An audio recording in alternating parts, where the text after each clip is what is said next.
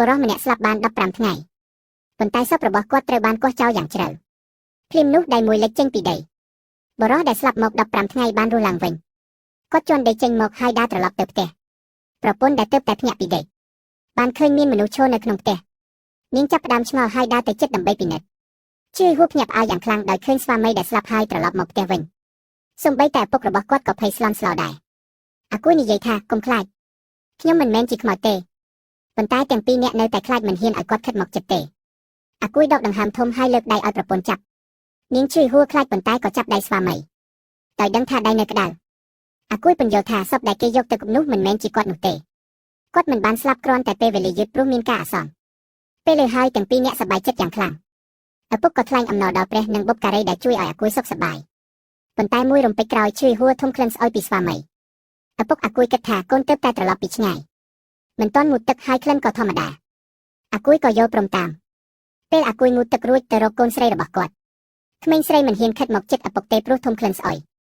មិនត្រឹមតែក្នុងផ្ទះទេសូម្បីពេលដើរតាមផ្លូវអ្នកដែលជួបគាត់តែងតែបិទច្រមុះព្រោះមានក្លិនស្អុយខុសធម្មតាហើយអាគួយដែលរស់វិញនេះប្រែប្រួលឥរិយាបថយ៉ាងខ្លាំង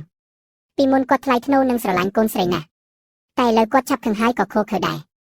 សូម្បីកូនស្រីដែលជាទីស្រឡាញ់ក៏ត្រូវគាត់វាជាច្រើនដងដែរ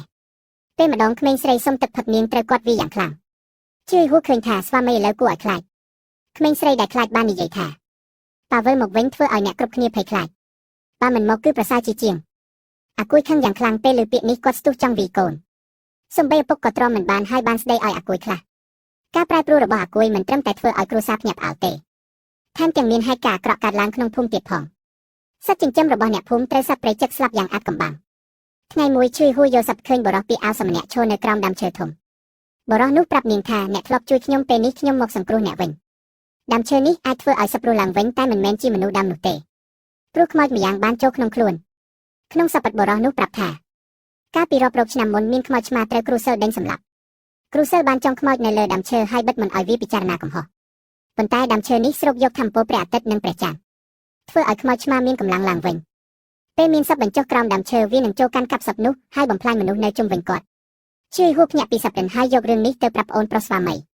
ប្អូនប្រុសនិយាយថាអាគួយស្លាប់នៅពេលទៅធ្វើជំនួញ